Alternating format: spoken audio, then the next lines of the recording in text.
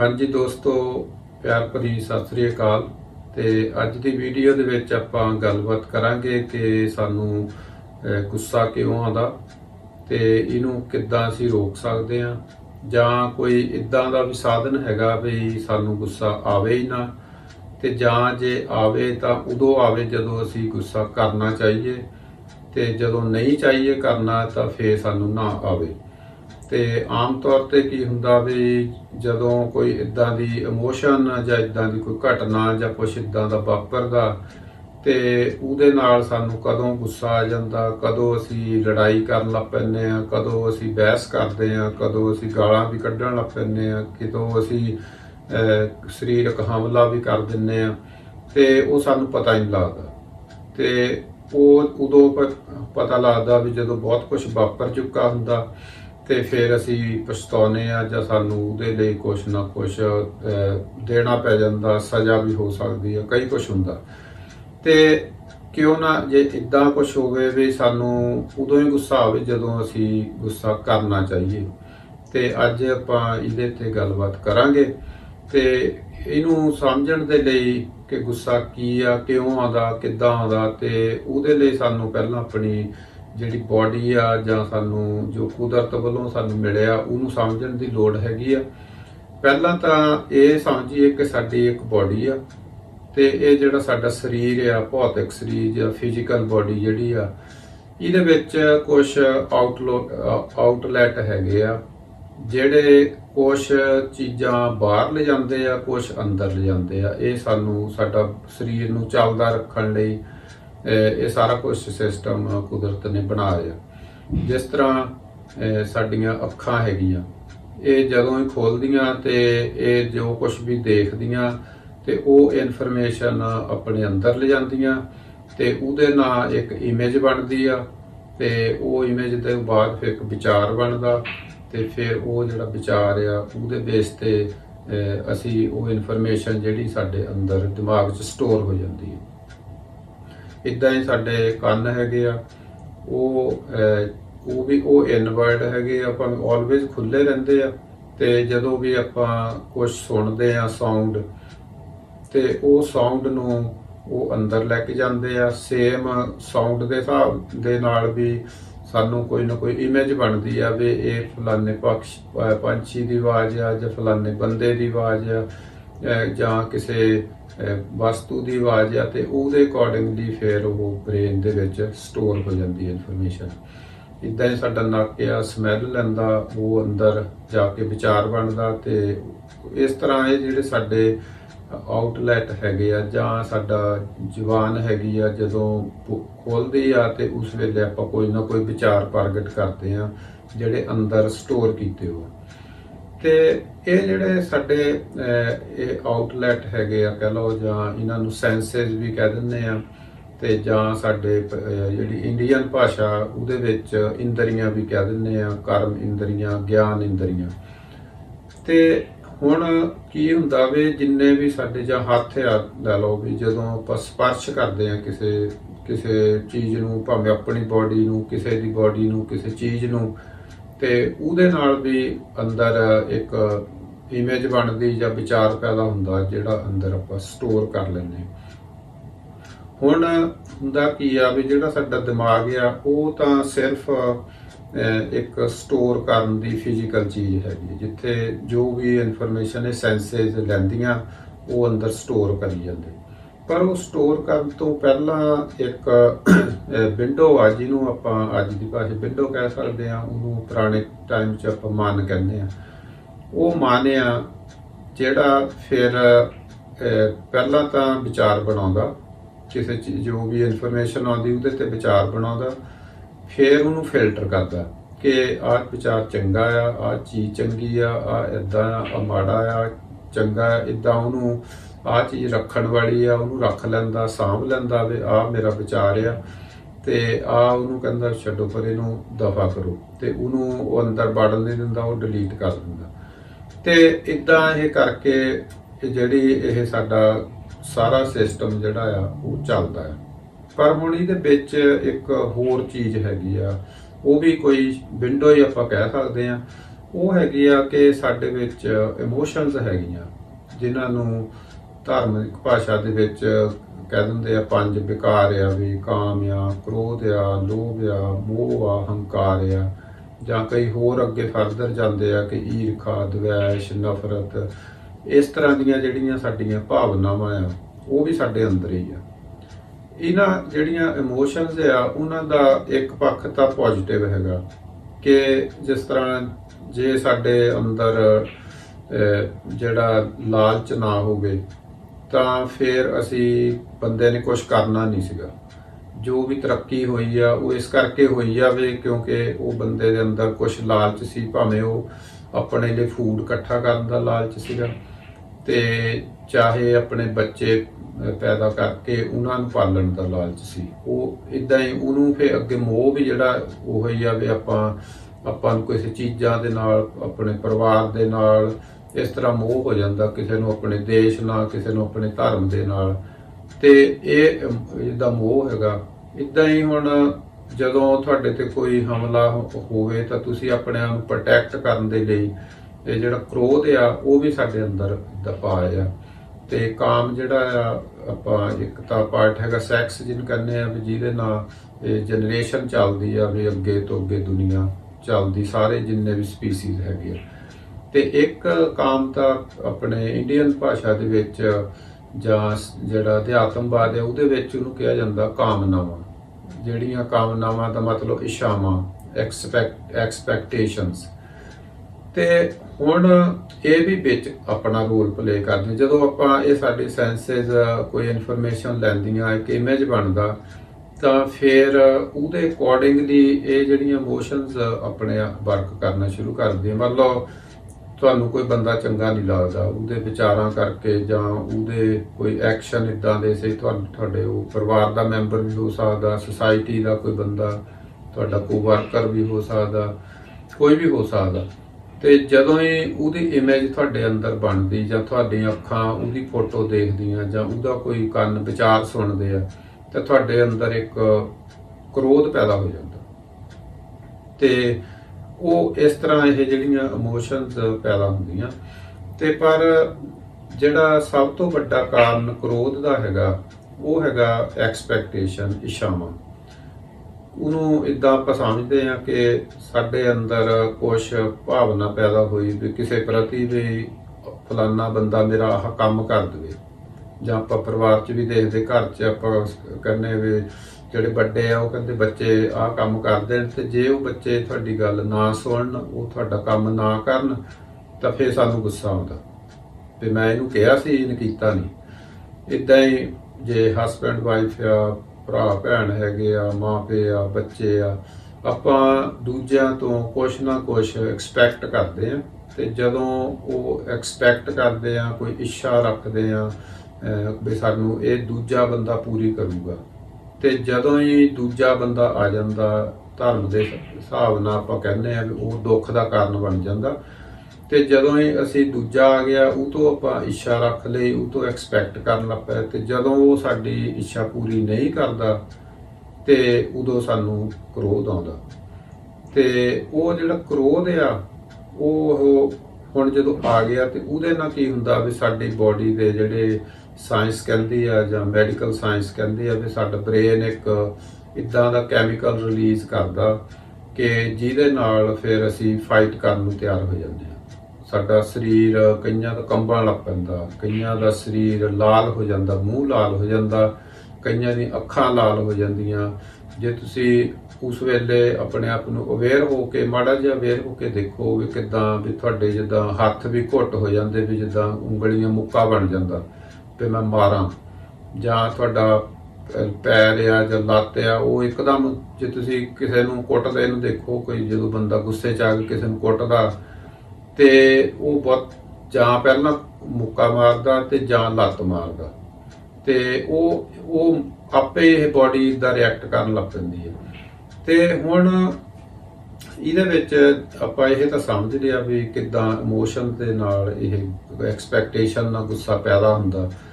ਪਰ ਹੁਣ ਸਵਾਲ ਇਹ ਹੈਗਾ ਕਿ ਇਹ ਪੈਦਾ ਤਾਂ ਸਾਨੂੰ ਸਾਰਿਆਂ ਨੂੰ ਪਤਾ ਹੁੰਦਾ, ਤੇ ਉਹ ਪੈਦਾ ਹੋ ਕੇ ਅਸੀਂ ਗੁੱਸੇ ਵੀ ਹੋ ਜਾਂਦੇ ਆ, ਕਈ ਬੰਦੇ ਚੁੱਪ ਹੋ ਜਾਂਦੇ ਆ, ਗੁੱਸੇ ਹੋ ਕੇ ਬੋਲਣੋਂ ਹਟ ਜਾਂਦੇ ਆ, ਕਈ ਥੋੜ੍ਹਾ ਜਿਹਾ ਅੱਗੇ ਜਾ ਕੇ ਗਾਲਾਂ ਕੱਢਣ ਲੱਗ ਪੈਂਦੇ ਆ, ਕਈ ਗਾਲਾਂ ਤੋਂ ਅੱਗੇ ਜਾ ਕੇ ਘਸੁੰਨ ਮੁੱਕੀ ਵੀ ਕਰਦੇ ਆ, ਕੋਈ ਚੀਜ਼ ਹੱਥ ਆ ਗਈ ਉਹ ਮਾਰ ਦਿੱਤੀ। ਤੇ ਕਈ ਉਹ ਤੋਂ ਅੱਗੇ ਵੀ ਜਾ ਕੇ ਜੇ ਤੁਸੀਂ ਕ੍ਰਾਈਮ ਦੇਖੋ ਦੁਨੀਆ 'ਚ ਜਿਹੜੇ ਹੁੰਦੇ ਆ, ਤੇ ਉਹਦੇ ਵਿੱਚ ਉਹ ਗੁੱਸੇ 'ਚ ਬਹੁਤੇ ਬੰਦੇ, ਮੈਂ ਕ੍ਰਾਈਮ ਪੈਟਰੋਲ ਦੇਖਦਾ, ਉਹਦੇ 'ਚ ਉਹ ਇਹ ਕਹਿੰਦੇ ਮੈਨੂੰ ਪਤਾ ਹੀ ਲੱਗਾ ਵੀ ਗੁੱਸੇ 'ਚ ਮੈਂ ਤਾਂ ਮਾਰਤਾ, ਮੈਂ ਮਾਰਨਾ ਨਹੀਂ ਸੀਗਾ, ਜਾਣੀ ਕਤਲ ਵੀ ਕਰ ਦਿੰਦੇ ਆ। ਤੇ ਉਹ ਹੁੰਦਾ ਕਿਉਂਕਿ ਕਿ ਜਿਹੜੀ ਇਮੋਸ਼ਨ ਆ ਉਹ ਸਾਡੇ ਉੱਤੇ ਇੰਨੀ ਭਾਰੂ ਹੋ ਜਾਂਦੀ ਆ ਕਿ ਸਾਡਾ ਜਿਹੜਾ ਬ੍ਰੇਨ ਆ ਉਹਦੇ ਵਿੱਚ ਇੱਕ ਬਲੌਕ ਬਣ ਜਾਂਦਾ, ਤੇ ਬਲੌਕ ਬਣ ਕੇ ਇਹਦਾ ਬ੍ਰੇਨ ਸੋਚਣੋਂ ਹਟ ਜਾਂਦਾ। ਤੇ ਉਹ ਉਸ ਵੇਲੇ ਜਦੋਂ ਨਹੀਂ ਸੋਚਦਾ, ਉਸ ਵੇਲੇ ਫਿਰ ਸਾਨੂੰ ਪਤਾ ਨਹੀਂ ਲੱਗਦਾ ਵੀ ਅਸੀਂ ਗਾਲਾਂ ਕੱਢ ਰਹੇ ਹਾਂ, ਕੋਈ ਮੁੱਕੇ ਮਾਰ ਰਹੇ ਹਾਂ, ਕੋਈ ਲੱਤਾਂ ਮਾਰ ਰਹੇ ਹਾਂ, ਕਿ ਕੋਈ ਬੰਦਾ ਕਿਸੇ ਹਥਿਆਰ ਦੇ ਨਾਲ ਉਹਦੇ ਤੇ ਹਮਲਾ ਕਰਤਾ। ਤੇ ਹੁਣ ਇਹਨੂੰ ਕਿੱਦਾਂ ਕੰਟਰੋਲ ਕਰੀਏ, ਕਿੱਦਾਂ ਇਹ ਤੋਂ ਬਚਿਆ ਜਾਵੇ, ਇਹਦੇ ਬਾਰੇ ਦੋ ਤਰ੍ਹਾਂ ਦੀ ਵਿਚਾਰਧਾਰਾ, ਜਿੰਨੀ ਕੁ ਮੇਰੀ ਅੰਡਰਸਟੈਂਡਿੰਗ ਹੈਗੀ ਆ, ਦੁਨੀਆ ਦੇ ਵਿੱਚ ਵੈਸੇ ਵੀ ਹਰ ਪੱਖ ਤੋਂ ਦੋ ਤਰ੍ਹਾਂ ਦੀ ਵਿਚਾਰਧਾਰਾ ਚੱਲ ਰਹੀ ਆ ਇਦਾਂ ਦੇ ਵਿਸ਼ੇ ਦੇ ਵਿੱਚ। ਇੱਕ ਤਾਂ ਉਹਨੂੰ ਆਪਾਂ ਕਹਿੰਦੇ ਵੈਸਟਰਨ ਥਾਟ, ਤੇ ਇੱਕ ਹੈਗੀ ਈਸਟਰਨ ਥਾਟ, ਤੇ ਇੱਕ ਪੱਛਮ ਦੀ ਵਿਚਾਰਧਾਰਾ, ਇੱਕ ਪੂਰਬ ਦੀ ਵਿਚਾਰਧਾਰਾ।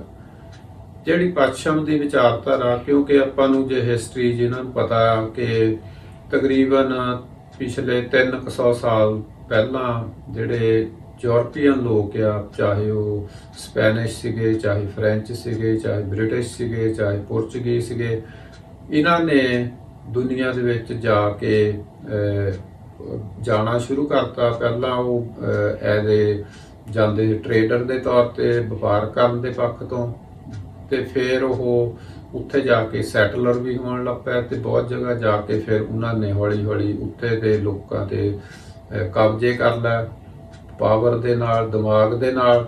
ਤੇ ਫਿਰ ਉਹਨਾਂ ਨੇ ਹੌਲੀ ਹੌਲੀ ਉੱਥੇ ਕਲੋਨੀਆਂ ਬਣਾ ਲਈਆਂ, ਤੇ ਉਹਨਾਂ ਲੋਕਾਂ ਤੇ ਉਹ ਦੁਨੀਆ ਤੇ ਰਾਜ ਕਰਦੇ ਰਹੇ। ਜਿੱਦਾਂ ਆਪਾਂ ਸਾਰੇ ਨੇ ਸੁਣਿਆ ਹੀ ਆ ਵੀ ਜਿਹੜੇ ਅੰਗਰੇਜ਼ ਸੀਗੇ, ਬ੍ਰਿਟਿਸ਼ ਇੰਪੀਰੀਅਲਿਸਟ, ਵੀ ਉਹਨਾਂ ਦਾ ਕਿਸੇ ਟਾਈਮ ਦੁਨੀਆ ਦੇ ਬਹੁਤ ਵੱਡੇ ਹਿੱਸੇ ਦੇ ਉੱਤੇ ਸਿੱਧੇ ਜਾਂ ਸਿੱਧੇ ਢੰਗ ਨਾਲ ਰਾਜ ਸੀਗਾ।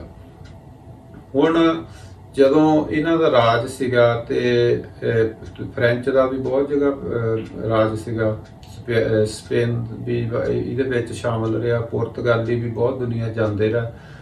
ਤੇ ਇਹ ਫਿਰ ਜਿਹੜੀ ਇਹਨਾਂ ਦੀ, ਕਿਉਂਕਿ ਜ਼ਿਆਦਾ ਇਹ ਯੂਰਪ ਦੇ ਵਿੱਚੋਂ ਸੀਗੇ, ਤਾਂ ਇਹਨਾਂ ਦੇ ਜਿਹੜੀ ਆਪਣੀ ਕੋਈ ਵਿਚਾਰਧਾਰਾ ਸੀਗੀ ਇਹਨਾਂ ਦੀ ਡਿਵੈਲਪ ਹੋਈ, ਉਹਨੇ ਦੁਨੀਆ ਨੂੰ ਪ੍ਰਭਾਵਿਤ ਕੀਤਾ। ਤੇ ਜਿਹੜੀ ਪਿਛਲੀ ਸੈਂਚਰੀ ਆ ਉਹਦੇ ਵਿੱਚ ਬੇਸ਼ੱਕ ਬ੍ਰਿਟਿਸ਼ ਦਾ ਉਹ ਸਾਰਾ ਸਿਸਟਮ ਬਦਲ ਗਿਆ, ਦੁਨੀਆ ਸਾਰੇ ਦੇਸ਼ ਆਜ਼ਾਦ ਹੋ ਗਏ, ਤੇ ਪਰ ਫਿਰ ਇਹ ਕੈਪੀਟਲਿਜ਼ਮ ਦੇ ਰੂਪ ਦੇ ਵਿੱਚ ਦੁਨੀਆ ਦੇ ਵਿੱਚ ਡੋਮੀਨੈਂਟ ਅੱਜ ਵੀ, ਮੰਨ ਲਓ ਵੀ ਡਿਫਰੈਂਟ ਢੰਗ ਨਾਲ ਸਾਰੀ ਦੁਨੀਆ ਤੇ ਅੱਜ ਵੀ ਇਹਨਾਂ ਦਾ ਹੀ ਰਾਜ ਹੈਗਾ। ਤੇ ਹੁਣ ਇਹਨਾਂ ਦੀ ਜਿਹੜੀ ਵਿਚਾਰਧਾਰਾ ਸੀ ਉਹਨੂੰ ਵੀ ਦੁਨੀਆ ਨੂੰ ਪ੍ਰਭਾਵਿਤ ਕੀਤਾ, ਉਹ ਵੀ ਡੋਮੀਨੇਟ ਕਰਦੀ ਆ। ਤੇ ਅੱਜ ਤਕਰੀਬਨ ਸਾਰੀ ਦੁਨੀਆ ਦੇ ਖਿੱਤਿਆਂ ਦੇ ਵਿੱਚ ਵੈਸਟ ਦੀ ਜਿਹੜੀ ਵਿਚਾਰਧਾਰਾ ਉਹ ਡੋਮੀਨੇਟ ਕਰਦੀ ਆ। ਤੇ ਇਹ ਮੈਂ ਤਾਂ ਦੱਸਿਆ ਵੀ ਤਾਂ ਕਿ ਸਾਨੂੰ ਥੋੜੀ ਜਿਹੀ ਗੱਲ ਸਮਝ ਆ ਜਾਵੇ ਵੀ ਇਹ ਗੁੱਸੇ ਵਾਲੀ ਗੱਲ ਤਾਂ ਆਪਾਂ ਗੁੱਸੇ ਵਾਲੀ ਕਰਨੀ ਆ। ਹੁਣ ਇਹਨਾਂ ਦੀ ਜਿਹੜੀ ਵਿਚਾਰਧਾਰਾ ਉਹ ਇਹ ਕਹਿੰਦੀ ਆ ਵੀ ਜੇ ਤੁਹਾਨੂੰ ਗੁੱਸਾ ਆਉਂਦਾ, ਪਹਿਲਾਂ ਤਾਂ ਇਹਨੂੰ ਮੈਨੇਜ ਕਰਨਾ ਸਿੱਖੋ। ਜੇ ਤੁਸੀਂ ਮੈਨੇਜ ਨਹੀਂ ਕਰਦੇ ਤਾਂ ਫਿਰ ਕੰਟਰੋਲ ਕਰੋ, ਤੇ ਜੇ ਕੰਟਰੋਲ ਵੀ ਨਹੀਂ ਹੁੰਦਾ ਤਾਂ ਫਿਰ ਸਪਰੈਸ ਕਰੋ, ਦਬਾਓ, ਅੰਦਰੇ ਦਬਾ ਲਓ। ਇਹ ਕਹਿੰਦੇ ਆ ਵੀ ਜੇ ਅਸੀਂ ਜਿੱਦਾਂ ਆਪਾਂ ਆਮ ਘਰਾਂ 'ਚ ਵੀ, ਆਪਣੇ ਕਲਚਰ 'ਚ ਵੀ ਆਪਾਂ ਸੁਣਦੇ ਆ ਵੀ ਹਰੇਕ ਬੰਦੇ ਨੂੰ ਗੁੱਸਾ ਆ ਜਾਂਦਾ, ਵੀ ਇਹ ਤਾਂ ਪਾਰਟ ਆਫ ਲਾਈਫ ਹੈਗਾ। ਜਾਂ ਜੇ ਆਪਾਂ ਘਰੇਲੂ ਲਾਈਫ ਦੇਖੀਏ ਹਸਬੈਂਡ ਵਾਈਫ ਦੀ, ਤਾਂ ਆਪਣੇ ਆਮ ਇਹ ਗੱਲ ਹੁੰਦੀ ਆ ਕਿ ਵੀ ਇਹ ਤਾਂ ਹਸਬੈਂਡ ਵਾਈਫ ਦੀ ਲੜਾਈ ਜਾਂ ਬੱਚਿਆਂ ਦੇ ਨਾਲ ਪੇਰੈਂਟਸ ਦੀ, ਵੀ ਇਹ ਤਾਂ ਆਮ ਲਾਈਫ ਦਾ ਹਿੱਸਾ ਹੈਗਾ, ਵੀ ਇਹ ਤਾਂ ਆਮ ਹੀ ਸਾਰਾ ਚੱਲਦੀ ਆ ਗੱਲ। ਤੇ ਜਾਣੀ ਆਪਣੇ ਕਲਚਰ 'ਚ ਅੱਜ ਹੁਣ ਥੋੜਾ ਘਟੀ ਜਾਂਦਾ, ਭਾਵੇਂ ਸਟੈਟਸ ਬਹੁਤ ਹੈ ਅਜੇ ਵੀ, ਕਿ ਜਿਹੜੇ ਬੰਦੇ ਆ ਉਹ ਔਰਤਾਂ ਨੂੰ ਕੁੱਟ ਵੀ ਦਿੰਦੇ ਆ, ਥੱਪੜ ਮਾਰ ਦਿੰਦੇ ਜਾਂ ਹੋਰ ਢੰਗ ਨਾਲ ਵੱਲੋਂ ਉਹਨਾਂ ਤੇ ਕੁੱਟ ਦਿੰਦੇ, ਉਹਨੂੰ ਵੀ ਉਹ ਨਾਰਮਲ ਸਮਝਦੇ ਵੀ ਇਹ ਤਾਂ ਉਹਨਾਂ ਦਾ ਹੱਕ ਹੀ ਬਣਦਾ ਏਦਾਂ ਕਰਨਾ। ਤੇ ਇਹ ਜਿਹੜੇ ਸਾਰੇ ਉਹ ਹੁਣ ਇਹ ਜਿਹੜਾ ਵੈਸਟ ਦੀ ਵਿਚਾਰਧਾਰਾ ਇਹ ਕਹਿੰਦੇ ਆ ਕਿ ਜਿੱਦਾਂ ਤੁਹਾਨੂੰ ਹੁੰਦਾ ਤੇ ਤੁਸੀਂ ਉਹਨੂੰ ਮੈਨੇਜ ਕਰਨਾ ਸਿੱਖ ਲਓ। ਜੇ ਕੋਈ ਤੁਹਾਨੂੰ ਗਾਲਾਂ ਕੱਢਦਾ ਉਹਨੂੰ ਮੰਨ ਲਓ ਮੈਨੇਜ ਕਰੋ, ਹੋ ਪੂਰੇ ਕਰ ਦਿਓ, ਇੱਧਰ ਹੋ ਜਾਓ, ਉਹ ਜਗ੍ਹਾ ਛੱਡ ਦਿਓ, ਜਾਂ ਉਹਨਾਂ ਆਰਗੂ ਨਾ ਕਰੋ, ਚੁੱਪ ਕਰਕੇ ਪਰੇ ਨੂੰ ਹੋ ਜਾਓ, ਤੇ ਇਸ ਤਰ੍ਹਾਂ ਇਹਨੂੰ ਮੈਨੇਜ ਕਰੋ। ਤੇ ਜੇ ਤੁਹਾਡਾ ਉਹ ਨਹੀਂ ਮੈਨੇਜ ਹੁੰਦਾ ਤੇ ਫਿਰ ਉਹਨੂੰ ਥੋੜਾ ਕੰਟਰੋਲ ਕਰਨ ਦੀ ਕੋਸ਼ਿਸ਼ ਕਰੋ। ਕੰਟਰੋਲ ਜਿੱਦਾਂ ਹੁਣ ਕੋਈ ਬੰਦਾ ਤੁਹਾਨੂੰ ਜ਼ਿਆਦਾ ਤੰਗ ਕਰਦਾ, ਪੁਲਿਸ ਨੂੰ ਦੱਸੋ, ਇਨਵੋਲਵ ਕਰੋ, ਕੋਈ ਕਿਸੇ ਤੋਂ ਕਾਉਂਸਲਿੰਗ ਲੈ ਲਓ, ਇਸ ਤਰ੍ਹਾਂ ਦਾ ਕੰਮ ਕਰੋ। ਤੇ ਤੀਜਾ ਜਿੱਦਾਂ ਉਹ ਕਹਿੰਦੇ ਵੀ ਜੇ ਬਿਲਕੁਲ ਹੀ ਨਹੀਂ ਤੁਹਾਨੂੰ ਹੁੰਦਾ ਤੇ ਤੁਸੀਂ ਇਹਨੂੰ ਸਪਰੈਸ ਕਰੋ। ਸਪਰੈਸ ਦੀ ਜਿੱਦਾਂ ਹੁਣ ਜਿਹੜੇ ਬੰਦੇ ਇੱਥੇ ਕੰਟਰੀਆਂ ਦੇ ਵਿੱਚ ਕਸਟਮਰ ਸਰਵਿਸ ਨਾਲ ਰਿਲੇਟਡ, ਸੇਲਸ ਨਾਲ ਰਿਲੇਟਡ ਬਿਜ਼ਨਸ ਆ, ਜੇ ਉਹ ਟ੍ਰੇਨਿੰਗਾਂ ਤੇ ਜਾਂਦੇ ਆ ਤੇ ਉਹਨਾਂ ਨੂੰ ਇਹ ਦੱਸਿਆ ਜਾਂਦਾ ਵੀ ਜਿਹੜਾ ਕਸਟਮਰ ਆ ਉਹ ਫਸਟ ਹੈਗਾ, ਵੀ ਤੁਸੀਂ ਕਸਟਮਰ ਨੂੰ ਨਹੀਂ ਕਦੀ ਗਲਤ ਕਰਨਾ। ਕਸਟਮਰ ਗਲਤ ਵੀ ਬੋਲੇ ਤਾਂ ਵੀ ਤੁਸੀਂ ਮੰਨ ਲਓ ਨਹੀਂ ਕੁਛ ਵੀ ਅੱਗੇ ਬੋਲਣਾ। ਤੇ ਉਹ ਹੁੰਦਾ ਕੀ ਆ ਵੀ ਜਦੋਂ ਤੁਹਾਨੂੰ ਕੋਈ ਕੁਛ ਗਲਤ ਕਹਿੰਦਾ, ਤੁਹਾਡੇ ਅੰਦਰ ਉਹ ਵਿਚਾਰ ਤਾਂ ਪੈਦਾ ਹੁੰਦਾ ਗੁੱਸੇ ਦਾ, ਪਰ ਤੁਸੀਂ ਉਹਨੂੰ ਦਬਾਈ ਜਾਂਦੇ ਵੀ ਨਹੀਂ ਇਹ ਕਸਟਮਰ ਆ। ਇਦਾਂ ਹੀ ਬਹੁਤ ਸਾਰੇ ਲੋਕ ਆਪਣੇ ਘਰਾਂ 'ਚ, ਜਾਂ ਕੋਈ ਹਸਬੈਂਡ ਜ਼ਿਆਦਾ ਅਗਰੈਸਿਵ ਆ, ਗੁੱਸੇਖੋਰ ਆ, ਝਗੜੇ ਵਾਲਾ, ਤੇ ਵਾਈਫ ਉਹਨੂੰ ਦਬਾਈ ਜਾਂਦੀ ਆਪਣੇ ਅੰਦਰ। ਤੇ ਉਹ ਜਿੰਨਾ ਆਪਾਂ ਸਪਰੈਸ ਕਰੀ ਜਾਂਦੇ ਆ, ਤੇ ਉਹ ਹੁਣ ਬਾਹਰੋਂ ਤਾਂ ਠੀਕ ਆ ਸਪਰੈਸ ਹੋ ਗਿਆ, ਪਰ ਅੰਦਰ ਉਹਦੇ ਨਾਲ ਸਾਡੇ ਅੰਦਰ ਜਿਹੜੀਆਂ ਇਮੋਸ਼ਨ ਦੱਬੀ ਜਾਂਦੀਆਂ, ਉਹਦੇ ਵਿੱਚੋਂ ਹੀ ਜਿਹੜਾ ਅੱਜ ਦੁਨੀਆ ਦੇ ਵਿੱਚ ਬਹੁਤ ਡਿਪਰੈਸ਼ਨ, ਐਂਗਜ਼ਾਇਟੀ ਵਗੈਰਾ ਨਿਕਲ ਰਿਹਾ। ਤੇ ਜਾਂ ਈਵਨ ਹੁਣ ਜਿਹੜੀ ਸਾਇੰਸ ਆ ਇਸ ਲੈਵਲ ਤੇ ਪਹੁੰਚ ਗਈ ਆ, ਮੈਡੀਕਲ ਸਾਇੰਸ, ਕਿ ਸਾਡੀਆਂ ਜਿਹੜੀਆਂ ਬਲੱਡ ਪ੍ਰੈਸ਼ਰ, ਸ਼ੂਗਰ, ਕੋਲੈਸਟਰੋਲ ਵਗੈਰਾ, ਇਹ ਸਾਰੀਆਂ ਹੀ ਚੀਜ਼ਾਂ ਦਾ ਫਿਜ਼ੀਕਲ ਨਾਲੋਂ ਜ਼ਿਆਦਾ ਇਮੋਸ਼ਨ ਦੇ ਨਾਲ ਜ਼ਿਆਦਾ ਸੰਬੰਧ ਹੈਗਾ। ਈਵਨ ਕੈਂਸਰ ਵੀ ਜਿਹੜਾ ਆ ਉਹ ਜ਼ਿਆਦਾ ਹੋਣ ਦਾ ਕਾਰਨ ਕੋਈ ਗਲਤ ਫੂਡ ਵਾਲਾ ਪਾਰਟ ਘੱਟ ਆ, ਤੇ ਇਹ ਜਿਹੜਾ ਸਪਰੈਸ਼ਨ ਆ ਉਹ ਜ਼ਿਆਦਾ ਕਾਰਨ ਹੈਗਾ। ਤੇ ਹੁਣ ਇਹਨਾਂ ਦੀ ਇਹ ਵਿਚਾਰਧਾਰਾ ਡੋਮੀਨੇਟ ਕਰਦੀ, ਇਹ ਪ੍ਰਚਲਿਤ ਆ ਦੁਨੀਆ ਦੇ ਵਿੱਚ ਅੱਜ। ਤੇ ਉਹ ਲੋਕਾਂ ਨੂੰ ਇਹ ਟੀਚ ਕਰੀ ਜਾਂਦੇ ਆ ਵੀ ਮੈਨੇਜ ਕਰੋ, ਕੰਟਰੋਲ ਕਰੋ, ਸਪਰੈਸ ਕਰੋ। ਤੇ ਪਰ ਉਹਦੇ ਨਾਲ ਹੋ ਕੀ ਰਿਹਾ ਵੀ ਜਿਹੜਾ ਬੰਦਾ ਆ ਉਹ ਪਹਿਲਾਂ ਮਾਨਸਿਕ ਰੋਗੀ ਬਹੁਤ ਵਧੀ ਹੋਈ ਜਾਂਦਾ, ਤੇ ਫਿਰ ਸਰੀਰਕ, ਉਹ ਮਾਨਸਿਕ ਤੋਂ ਬਾਅਦ ਫਿਰ ਸਰੀਰਕ ਰੋਗ ਪੈਦਾ ਹੁੰਦੇ ਆ। ਤੇ ਅੱਜ ਦੁਨੀਆ 'ਚ ਵੱਡੀ ਗਿਣਤੀ 'ਚ ਲੋਕ ਜਿਹੜੇ ਆ ਉਹਨਾਂ ਨੂੰ ਨੀਂਦ ਨਹੀਂ ਆਉਂਦੀ, ਗੋਲੀਆਂ ਖਾਂਦੇ ਆ, ਨਸ਼ੇ ਕਰਦੇ ਆ। ਤੇ ਦੁਨੀਆ 'ਚ ਨਸ਼ੇ ਵਧਣ ਦਾ ਕਾਰਨ ਵੀ ਇਹ ਇੱਕ ਹੈਗਾ ਕਿ ਵੀ ਬੰਦਾ ਥੋੜਾ ਜਿਹਾ ਸਕੂਨ ਚਾਹੁੰਦਾ, ਵੀ ਇਹ ਜਿਹੜੀ ਇਮੋਸ਼ਨਸ ਤੋਂ ਛੁਟਕਾਰਾ ਪਾ ਕੇ ਉਹਦਾ ਬ੍ਰੇਨ ਜਿੱਦਾਂ ਥੋੜਾ ਡੈਡ ਹੋ ਜਾਵੇ, ਤੇ ਤਾਂ ਕਿ ਉਹ ਇੰਜੋਏ ਕਰ ਸਕੇ। ਇਹ ਹੁਣ ਮੇਰਾ ਇਹ ਮੰਨਣਾ ਹੈਗਾ ਕਿ ਜਿਹੜੀ ਵੈਸਟ ਦੀ ਇਹ ਥਾਟ ਸੀਗੀ ਮੈਨੇਜ ਕਰਨਾ, ਕੰਟਰੋਲ ਕਰਨਾ, ਸਪਰੈਸ, ਵੀ ਫੇਲ ਹੋ ਚੁੱਕੀ ਵਿਚਾਰਧਾਰਾ। ਪਰ ਇਹਨਾਂ ਨੇ ਉਹਨੂੰ ਕਨੈਕਟ ਕਰ ਲਿਆ ਆਪਣੀ ਇਕਨੋਮੀ ਦੇ ਨਾਲ। ਉਹਨਾਂ ਨੇ ਇਦਾਂ ਕਰ ਲਿਆ ਵੀ ਜੇ ਇਹ ਸਿਸਟਮ ਚੱਲਦਾ ਵੀ ਰਹੇ, ਭਾਵੇਂ ਬੰਦਿਆਂ ਨੂੰ ਨਹੀਂ ਕੋਈ ਫਾਇਦਾ ਹੋ ਰਿਹਾ, ਨਹੀਂ ਹੁੰਦਾ ਤਾਂ ਨਾ ਹੋਵੇ, ਤੇ ਪਰ ਉਹਦੇ ਨਾਲ ਉਹ ਕਹਿੰਦੇ ਵੀ ਸਾਡੇ ਕਿੰਨੇ ਕਾਉਂਸਲਿੰਗ ਦਾ ਕੋਈ ਜੋਬਾਂ, ਕਿੰਨੇ ਲੋਕ ਫੰਡਿੰਗ ਸੁਸਾਇਟੀਆਂ ਬਣੀਆਂ ਵੀ ਅਸੀਂ ਡੋਮੈਸਟਿਕ ਵਾਇਲੈਂਸ ਵਾਲਿਆਂ ਨੂੰ ਕਰਦੇ ਹਾਂ, ਕੋਈ ਕਹਿੰਦਾ ਅਲਕੋਹਲ ਵਾਲਿਆਂ ਨੂੰ ਠੀਕ ਕਰਦੇ ਹਾਂ, ਕੋਈ ਕੁਛ ਕਰ ਰਿਹਾ। ਫਿਰ ਵੱਡੀਆਂ ਦਵਾਈਆਂ ਦੀਆਂ ਕੰਪਨੀਆਂ, ਤੇ ਉਹਨਾਂ ਦਾ ਕੰਮ ਚੱਲ ਰਿਹਾ। ਇਹਨਾਂ ਨੇ ਫਿਰ ਉਹਨੂੰ ਇਕਨੋਮੀ ਦਾ ਪਾਰਟ ਬਣਾ ਲਿਆ। ਤੇ ਇਸ ਕਰਕੇ ਹੁਣ ਇਹਨਾਂ ਦਾ ਕੋਈ ਏਜੰਡਾ ਰਿਹਾ ਨਹੀਂ ਵੀ ਲੋਕ ਇਹਦੇ ਵਿੱਚੋਂ ਨਿਕਲਣ ਗੁੱਸੇ ਚੋਂ, ਤੇ ਜਿਹਦੇ ਨਾਲ ਵੀ ਅੱਗੇ ਤੋਂ ਅੱਗੇ ਉਹਦਾ ਨੁਕਸਾਨ ਹੋ ਰਿਹਾ। ਉਹ ਕਹਿੰਦੇ ਵੀ ਇਦਾਂ ਹੀ ਹੁਣ ਤੁਹਾਨੂੰ ਵੀ ਇਹ ਤਾਂ ਹੁਣ ਇਦਾਂ ਪਾਰਟ ਆਫ ਲਾਈਫ ਹੈਗਾ, ਵੀ ਜਦੋਂ ਕਿਸੇ ਨੂੰ ਬਲੱਡ ਪ੍ਰੈਸ਼ਰ ਹੋ ਜਵੇ ਤੇ ਉਹ ਕਹਿੰਦੇ ਵੀ ਬਸ ਹੁਣ ਡਾਕਟਰ ਕਹਿੰਦਾ ਗੋਲੀ ਖਾਣੀ, ਬਸ ਇਹ ਹੁਣ ਤੁਸੀਂ ਸਾਰੀ ਉਮਰ ਖਾਣੀ ਪੈਣੀ ਆ। ਜੇ ਕੋਲੈਸਟਰੋਲ ਹੋ ਗਿਆ ਬਸ ਹੁਣ ਗੋਲੀ ਲੱਗ ਗਈ, ਵੀ ਇਹ ਇਲਾਜ ਹੈਗਾ। ਤੇ ਸ਼ੂਗਰ ਆ ਜੋ ਕੁਝ ਵੀ ਹੈਗਾ, ਤੇ ਉਹ ਫਿਰ ਉਹਨੂੰ ਇਦਾਂ ਨਹੀਂ, ਹੁਣ ਕੋਈ ਵੀ ਬਿਮਾਰੀ ਲੱਗ ਗਈ ਵੀ ਉਹ ਨਹੀਂ ਕਹਿਣਾ ਵੀ ਹੁਣ ਇਹ ਠੀਕ ਹੋਣੀ ਆ, ਠੀਕ ਨਹੀਂ ਹੋਣੀ, ਬਸ ਮੈਨੇਜ ਹੋਣੀ ਆ। ਕਿ ਤੁਸੀਂ ਇਹਨੂੰ ਮੈਨੇਜ ਕਰਨਾ, ਵੀ ਗੋਲੀ ਖਾਈ ਜਾਓ ਤੇ ਵੀ ਤੁਹਾਡਾ ਬਲੱਡ ਪ੍ਰੈਸ਼ਰ, ਕੋਲੈਸਟਰੋਲ ਤੇ ਜਾਂ ਸ਼ੂਗਰ ਦਾ ਲੈਵਲ ਠੀਕ ਰਵੇ, ਤੇ ਤੁਸੀਂ ਉਹਨੂੰ ਮੈਨੇਜ ਕਰੀ ਜਾਓ। ਜੇ ਉਹ ਥੋੜੀ ਵਧਣ ਪਿਆ ਤਾਂ ਫਿਰ ਹੋਰ ਗੋਲੀ ਡੋਜ਼ ਦਿਓ ਤੇ ਸਪਰੈਸ ਕਰੀ ਜਾਓ, ਤੇ ਫਿਰ ਉਹ ਸਪਰੈਸ ਕਰਨ ਨਾਲ ਕੋਈ ਹੋਰ ਬਿਮਾਰੀ ਲੱਗ ਜਾਂਦੀ ਹੈ। ਤੇ ਇਹ ਤਾਂ ਇਹਨਾਂ ਦਾ ਸਿਸਟਮ ਹੈਗਾ। ਤੇ ਹੁਣ ਜਿਹੜਾ ਦੂਜਾ ਸਿਸਟਮ ਜਿਹਨੂੰ ਮੈਂ ਕਿਹਾ ਸੀ ਈਸਟਰਨ ਥਾਟ, ਜਿਹੜਾ ਹੈਗਾ ਪੂਰਬ ਦਾ ਥਾਟ, ਜਿਹਨੂੰ ਆਪਾਂ ਇੰਡੀਅਨ ਸਬ ਕੰਟੀਨੈਂਟ ਦਾ, ਉਹ ਥਾਟ ਹੈਗਾ ਸਪਿਰਿਚੁਅਲ ਥਾਟ।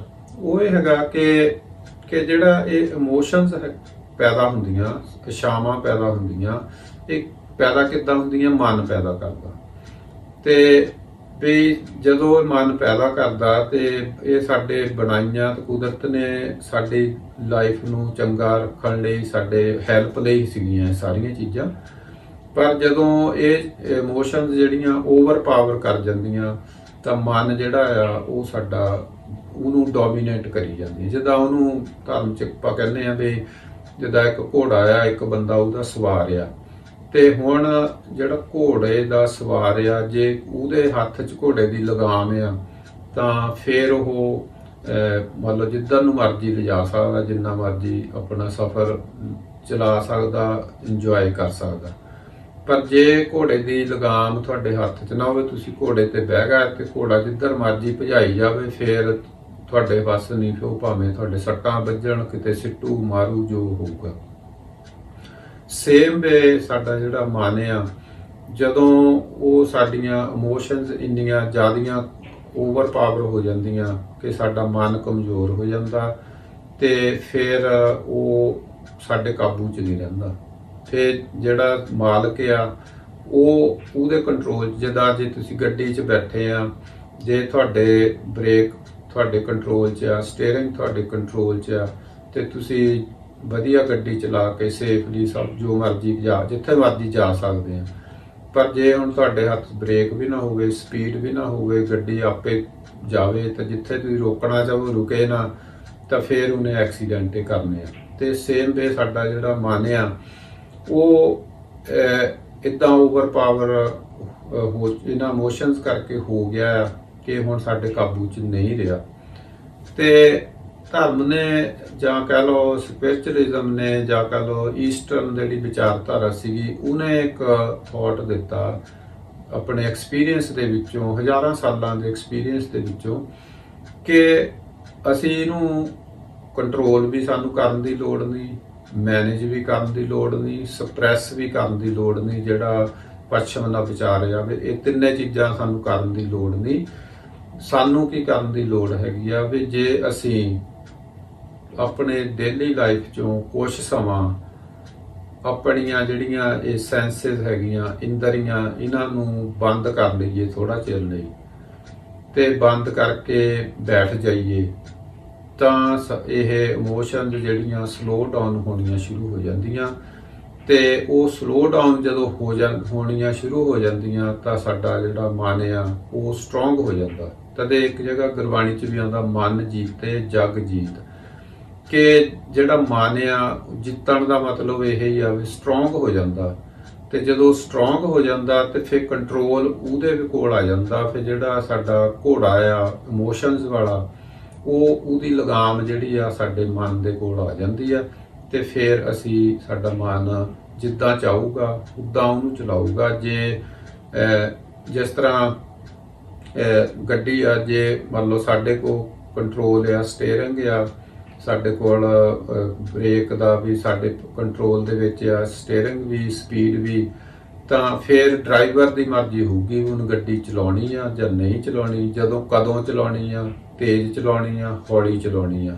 ਇੱਦਾਂ ਹੀ ਜੇ ਸਾਡਾ ਮਨ ਸਟਰੋਂਗ ਹੋ ਗਿਆ ਤੇ ਫਿਰ ਸਾਡਾ ਮਨ ਜਿਹੜਾ ਆ ਜਿਹੜਾ ਜਿੱਤਿਆ ਜਿਹਨੂੰ ਕਿਹਾ ਵੀ ਉਹ ਉਹਦੇ ਕੰਟਰੋਲ 'ਚ ਹੋਊਗਾ ਵੀ ਅਸੀਂ ਗੁੱਸਾ ਹੋਣਾ ਜਾਂ ਨਹੀਂ ਹੋਣਾ, ਅਸੀਂ ਕਿਸੇ ਦੇ ਅਸੀਂ ਜਿਹੜਾ ਸਾਡਾ ਲੋਭ ਆ ਉਹਨੂੰ ਕਿੰਨਾ ਰੱਖਣਾ, ਤੇ ਸਾਨੂੰ ਕਿੰਨੀ ਲੋੜ ਆ, ਕਿੱਥੇ ਅਸੀਂ ਲੋਭ ਦੀ ਲੋੜ ਆ, ਕਿੱਥੇ ਕ੍ਰੋਧ ਦੀ ਲੋੜ ਆ ਜਾਂ ਨਹੀਂ ਲੋੜ।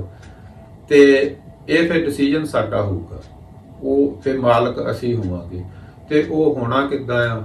ਉਹ ਇਹੀ ਆ ਕਿ ਜੇ ਅਸੀਂ ਅੱਖਾਂ ਜਿਹੜੀਆਂ ਜਦੋਂ ਵੀ ਦੇਖਦੀਆਂ ਤੇ ਜਦੋਂ ਹੀ ਖੋਲ੍ਹਦੀਆਂ, ਤੇ ਜਿੱਦਾਂ ਆਪਾਂ ਇੱਕ ਹੋਰ ਮੈਂ ਵਿੱਚ ਗੱਲ ਮਾੜੀ ਜਿਹੀ ਐਡ ਕਰ ਦੇਵਾਂ ਕਿ ਸਾਡੀ ਜਿਹੜੀ ਬੋਡੀ ਆ ਉਹ ਕਿੱਦਾਂ ਵਰਕ ਕਰਦੀ ਆ। ਵੀ ਜਦੋਂ ਆਪਾਂ ਹੁਣ ਰਾਤ ਨੂੰ ਸੌ ਜਾਂਦੇ ਆ, ਐਵਰੇਜ ਆਪਾਂ 6-7 ਘੰਟੇ 8 ਘੰਟੇ ਸੌਣਾ ਜ਼ਰੂਰੀ, ਕੁਦਰਤ ਨੇ ਇੱਦਾਂ ਬਣਾਇਆ। ਉਹ ਸੌਣਾ ਕਿਉਂ ਜ਼ਰੂਰੀ ਆ? ਕਿਉਂਕਿ ਸਾਡੇ ਜਿਹੜੀ ਬੋਡੀ ਆ ਦਿਨਾਂ ਨੂੰ ਜਦੋਂ ਅੱਖਾਂ ਖੁੱਲ੍ਹਦੀਆਂ ਉਦੋਂ ਜਿਹੜੀ ਇਨਫੋਰਮੇਸ਼ਨ ਤਾਂ ਅੰਦਰ ਨੂੰ ਲਿਜਾ ਰਹੀਆਂ, ਪਰ ਜਿਹੜੀ એનર્ਜੀ ਅੰਦਰ ਆ ਉਹ ਬਾਹਰ ਨੂੰ ਫਲੋ ਹੋ ਰਹੀ। ਅੱਖਾਂ ਦੇ ਰਾਹੀਂ એનર્ਜੀ ਡਰੇਨ ਹੋਈ ਜਾਂਦੀ ਆ, ਕੰਨਾਂ ਨਾਲ ਡਰੇਨ ਹੋਈ ਜਾਂਦੀ, ਜੋ ਬੋਲਣ ਦੇ ਨਾਲ ਹੋਈ ਜਾਂਦੀ, ਕੰਮ ਕਰਨ ਨਾਲ ਹੋਈ ਜਾਂਦੀ, ਤੇ ਬੋਡੀ ਟਾਇਰਡ ਹੋ ਜਾਂਦੀ ਹੈ। ਤੇ ਉਹਦੇ ਨਾਲ ਉਹ ਸਾਡੀ ਬੋਡੀ ਟਾਇਰਡ ਹੋ ਜਾਂਦੀ, ਤਾਂ ਫਿਰ ਆਪਾਂ ਨੂੰ ਫੇਰ ਬੈਟਰੀ ਚਾਰਜ ਕਰਨ ਨੂੰ ਫੇਰ ਲੋੜ ਪੈਂਦੀ ਆ। ਤੇ ਇਦਾਂ ਇਹ ਸਾਡੀ ਜਿਹੜੀ એનર્ਜੀ ਡਰੇਨ ਹੋਈ ਜਾਂਦੀ ਆ, ਆਪਾਂ ਫੇਰ ਰੀਚਾਰਜ ਕਰੀ ਜਾਂਦੇ ਆ। ਤੇ ਪਰ ਜਦੋਂ ਅਸੀਂ ਕੁਝ ਟਾਈਮ ਜਿਹੜੀਆਂ ਇਹ ਸੈਂਸਸ ਆ ਉਹਨੂੰ ਹੋਲਡ ਕਰ ਲਈਏ, ਹੋਲਡ ਕਿੱਦਾਂ ਕਰ ਲਈਏ ਵੀ ਅੱਖਾਂ ਮੀਟ ਲਈਏ, ਕੰਨ ਬੰਦ ਕਰ ਲਈਏ, ਤੇ ਅੱਖਾਂ ਤੇ ਭਾਵੇਂ ਪੱਟੀ ਬੰਨ ਲਓ ਵੀ ਤਾਂ ਕਿ ਉਹ ਕੁਝ ਖੜਕਾ ਜਾਂ ਕੁਝ ਸੁਣ ਕੇ ਵੀ ਖੁੱਲ੍ਹੇ ਨਾ, ਤੇ ਤੁਹਾਡੇ ਬਾਰ-ਬਾਰ ਨਾ ਖੁੱਲੇ, ਪੱਟੀ ਬੰਨ ਲਓ। ਕੰਨਾਂ 'ਚ ਤੁਸੀਂ ਰੂੰ ਪਾ ਲਓ, ਈਅਰ ਪਲੱਗ ਅੱਜ ਕੱਲ੍ਹ ਮਿਲ ਜਾਂਦੇ ਉਹ ਲੈ ਲਓ। ਮੂੰਹ ਬੰਦ ਹੋ ਗਿਆ ਉਹ ਬੰਦ ਕਰ ਲਓ। ਤੇ ਫਿਰ ਤੁਸੀਂ ਅੱਖਾਂ ਮੀਟ ਕੇ ਜਦੋਂ ਬਹਿ ਜਾਂਦੇ ਆ, 15 ਮਿੰਟ ਬੈਠੋ, ਅੱਧਾ ਘੰਟਾ ਬੈਠੋ, ਘੰਟਾ ਬੈਠੋ, ਜਿੰਨਾ ਵੀ ਟਾਈਮ ਆ, ਤੇ ਤੁਸੀਂ ਇਹ ਮੰਨ ਲਓ, ਮੈਂ ਇਹ ਗੱਲ ਯਕੀਨ ਨਾਲ ਕਹਿ ਸਕਦਾ, ਬਹੁਤ ਕੌਨਫੀਡੈਂਸ ਨਾਲ ਇਹ ਕਹਿ ਸਕਦਾ, ਆਪਣੇ ਪਰਸਨਲ ਐਕਸਪੀਰੀਅੰਸ ਤੋਂ ਕਹਿ ਸਕਦਾ। ਇਹ ਗੱਲਾਂ ਕੋਈ ਸੁਣੀ ਸੁਣਾਈ ਗੱਲ ਨਹੀਂ ਵੀ ਕਿਸੇ ਤੋਂ ਸੁਣੀਓ ਆ, ਜਾਂ ਕਿਸੇ ਕਿਤਾਬ ਤੋਂ ਪੜ੍ਹੀਓ ਆ, ਜਾਂ ਕਿਸੇ ਵਿਚਾਰਕ ਤੋਂ, ਜਾਂ ਕਿਸੇ ਗ੍ਰੰਥ ਚੋਂ ਪੜ੍ਹੀਓ, ਉਹ ਗੱਲ ਨਹੀਂ ਹੈਗੀ। ਆਪਣੇ ਪਰਸਨਲ ਐਕਸਪੀਰੀਅੰਸ ਤੋਂ ਕਹਿਣਾ ਕਿ ਜੇ ਤੁਸੀਂ ਇੱਦਾਂ ਕਰਨ ਲੱਗ ਪਏ ਤਾਂ ਤੁਸੀਂ, ਮੈਂ ਇਹ ਕਰਨਾ ਵੀ ਲੈਟਸ ਸੇ ਤੁਸੀਂ 30 ਦਿਨ ਲਈ ਕਰਕੇ ਦੇਖੋ, ਮਹੀਨੇ ਲਈ, ਤੇ ਤੁਸੀਂ ਕਿਸੇ ਨੂੰ ਪੁੱਛਣ ਦੀ ਲੋੜ ਨਹੀਂ ਤੁਹਾਨੂੰ। ਜੇ ਤੁਸੀਂ 1 ਘੰਟਾ ਲਗਾਤਾਰ 30 ਦਿਨ ਕਰਕੇ ਦੇਖੋ, ਪਿਛਲੇ ਪੁਰਾਣੇ ਟਾਈਮਾਂ 'ਚ ਕਈ ਗੱਲਾਂ ਆਪਾਂ ਸੁਣਦੇ ਆਂ ਵੀ 40 ਦਿਨ ਦਾ ਉਹ ਕਰਦੇ ਸੀਗੇ, ਜੇ ਲੈਟਸ ਸੇ 40 ਦਿਨ ਹੀ ਰੱਖ ਲਓ, ਤੇ ਫਿਰ ਤੁਸੀਂ ਉਹ ਤੋਂ ਬਾਅਦ ਤੁਸੀਂ ਆਪਣੇ ਆਪ ਨੂੰ ਨੋਟ ਕਰਿਓ, ਤੁਹਾਨੂੰ ਆਪੇ ਪਤਾ ਲੱਗ ਜਾਣਾ ਕਿ ਤੁਹਾਡੇ 'ਚ ਕੀ ਚੇਂਜ ਆਈ ਆ। ਤੁਹਾਨੂੰ ਫਿਰ ਚੇਂਜ ਕਰਨ ਦੀ ਲੋੜ ਨਹੀਂ ਪੈਣੀ, ਫਿਰ ਤੁਸੀਂ ਉਹ ਜਿਹੜੀ ਆ ਆਪੇ ਮਤਲਬ ਟਰਾਂਸਫਰਮੇਸ਼ਨ ਹੋ ਜਾਣੀ। ਜਿਹੜੀ ਉਹ ਬੈਸਟ ਦੀ ਥਾਟ ਆ ਕਿ ਮੈਨੇਜ ਕਰੋ, ਕੰਟਰੋਲ ਕਰੋ, ਸਪਰੈਸ ਕਰੋ, ਉਹ ਤੁਹਾਨੂੰ ਕਰਨਾ ਪੈਂਦਾ ਧੱਕੇ ਨਾਲ, ਤੇ ਤੁਸੀਂ ਦਬਾਉਨੇ ਆ, ਪਰ ਅੰਦਰ ਉਹ ਦਬਿਆ ਫਿਰ ਉਹ ਪ੍ਰਗਟ ਹੁੰਦਾ।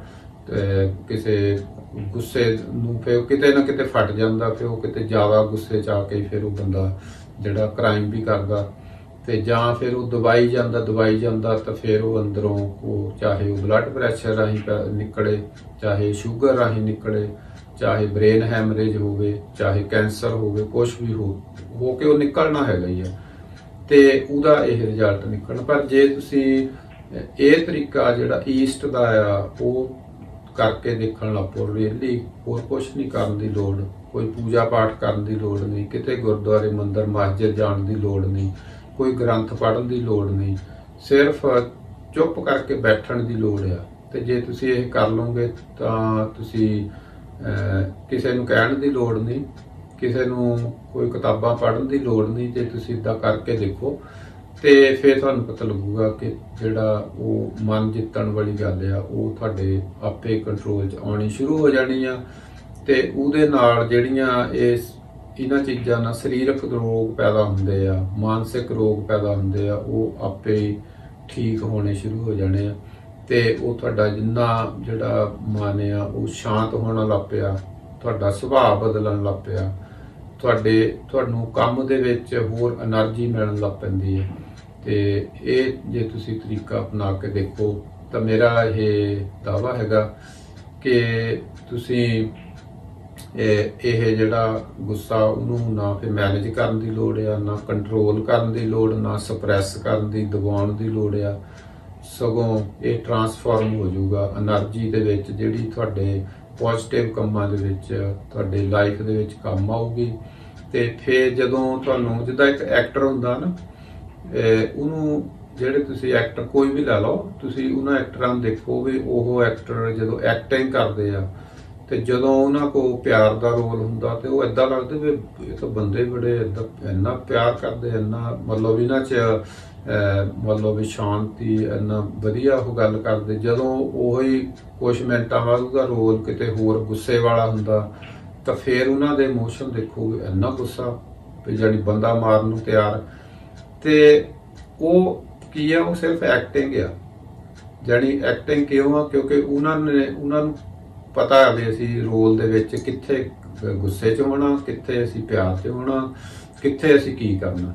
ਸੇਮ ਵੇ ਜਦੋਂ ਤੁਹਾਡੀ ਲਾਈਫ ਇੱਦਾਂ ਟਰਾਂਸਫਾਰਮ ਹੋ ਜੂਗੀ ਤਾਂ ਫਿਰ ਤੁਸੀਂ ਡਿਸਾਈਡ ਕਰਨਾ ਵੀ ਕੋਈ ਬੰਦਾ ਤੁਹਾਨੂੰ ਕੁਝ ਗਲਤ ਕਹਿੰਦਾ, ਤੁਸੀਂ ਅਵੋਇਡ ਕਰਨਾ, ਤੁਸੀਂ ਇਗਨੋਰ ਕਰਨਾ, ਤੁਸੀਂ ਪਿੱਛੇ ਹਟਣਾ ਜਾਂ ਤੁਸੀਂ ਉਹਨੂੰ ਨਾਲ ਕਨਫਰੰਟ ਕਰਨਾ, ਜਾਂ ਤੁਸੀਂ ਫਿਰ ਕਿਸ ਢੰਗ ਦੇ ਨਾਲ ਉਹਨੂੰ ਜਵਾਬ ਦੇਣਾ। ਫਿਰ ਤੁਸੀਂ ਉਹ ਜਿਹੜਾ ਵੀ ਕੰਮ ਕਰੋਗੇ ਫਿਰ ਹੋਸ਼ ਦੇ ਵਿੱਚ ਹੋਊਗਾ।